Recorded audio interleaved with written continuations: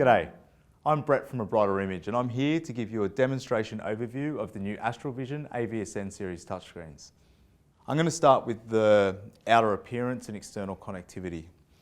On the left side of the panel here we have our main power input and master on-off switch, and also our OPS slot. Now this is where an optional OPS module PC can be installed inside the touchscreen. The touchscreens are supplied with a stylus as well, which has a magnetic connection so it can easily be stuck on the back of the touchscreen and used if necessary.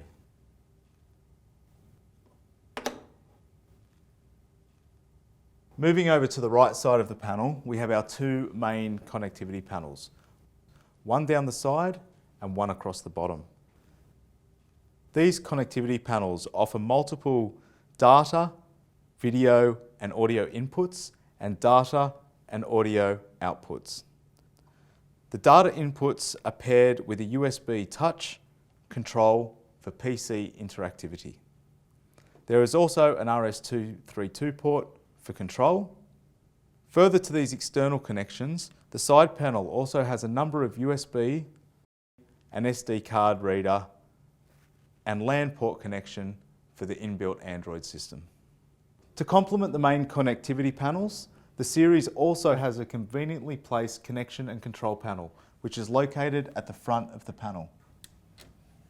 This panel has your main commands, including on-off, home, return, menu, source, volume up, volume down, and OPS power PC. To accompany these main control commands, we also have some common connectors at the front here. We have an HDMI input, accompanied by a second touch control port for PC interactivity. We have a USB reader here, which is directly linked to the OPS PC. We have a second USB reader, which is directly linked to the Android system, giving a total of 5 USB readers. We also have a mic input, which any cabled microphone is compatible with. And not only that, we supply an optional headset handheld wireless mic kit, so you can easily transform your touchscreen into a public address system. I've covered a lot of the external characteristics and connectivity of the panel, and I'm going to move on to some of the Android operations first.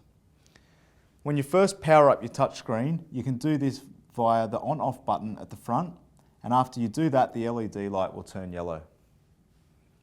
After starting up, you will enter the Android homepage screen. You will notice along the bottom there are a series of icons. This is called the Smart Bar. The Smart Bar has two modes. It has homepage mode, which we are looking at now, and it also has whiteboard mode, which is also known as remarks mode. I'll just run you through the homepage mode first. We have back, homepage, open pages, virtual whiteboard mode, file library, attached USB devices, settings, internet, search, and onboard applications. As I mentioned earlier, we have a wired LAN port for the Android system, and it is also Wi-Fi enabled.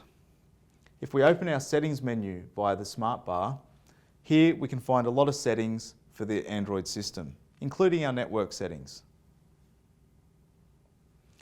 We can open our Wi-Fi setting, which takes us to this screen. If we go to turn our Wi-Fi on, we will see a message come up. Please insert the wireless card. This can simply be inserted into any of the Android USB readers to activate it. Now if we turn on our Wi-Fi setting, it recognises the card, it searches for available networks, and you can see now it's automatically connecting to our wireless network. Now we're connected to the network, we can go into the internet. Now we've entered internet mode, you can see that our Smart Bar has left homepage mode and gone into remarks mode. We now have the option of selecting pen style, pen color, and line thickness, and make any annotation or notes over your page. This can be captured at any stage and it's saved onto the onboard memory. You can then save directly to USB, send via email, or print to a Wi-Fi enabled printer. Back in home page mode, we also have the virtual whiteboard. By pressing the virtual whiteboard icon, it will bring it up. You can select a new page, delete all pages, or have an overview of your open pages. I'm going to select a new page for this exercise. As seen in the remarks mode before, again, we have pen style, pen color, and pen thickness. You'll also notice that we have 10 points of touch. This is not just in Android mode, it also offers 10 points of touch in PC mode as well. There's an eraser function to fix any mistakes. However, if you want to remove large amounts of data at any one time, you can simply form a circle with your hand and pretty quickly clear your screen. Again, any notes or changes can be saved and distributed if necessary. You've now had an overview of the Android system and some of the features that it have.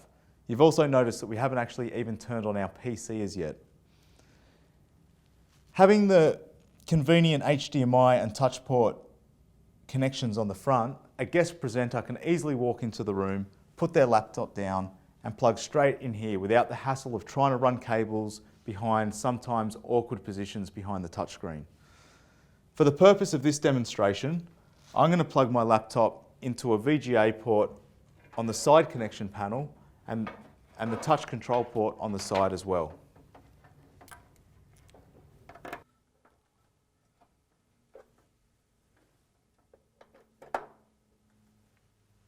Now we've plugged in our cables, we can turn on our PC. After my laptop started up, the Android system will detect that and it will be displayed in a window in the middle of the touchscreen. To enter PC mode, you can simply touch the window. As I've connected our VGA cable plus our USB cable for touch control, we automatically have full touch control of our PC. You can open any applications. As it's a multi-touch device, you can enlarge it,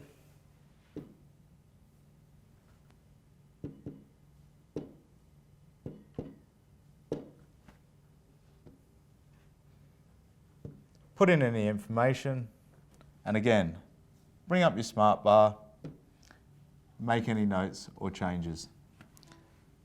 This can be saved to the onboard memory and distributed if necessary.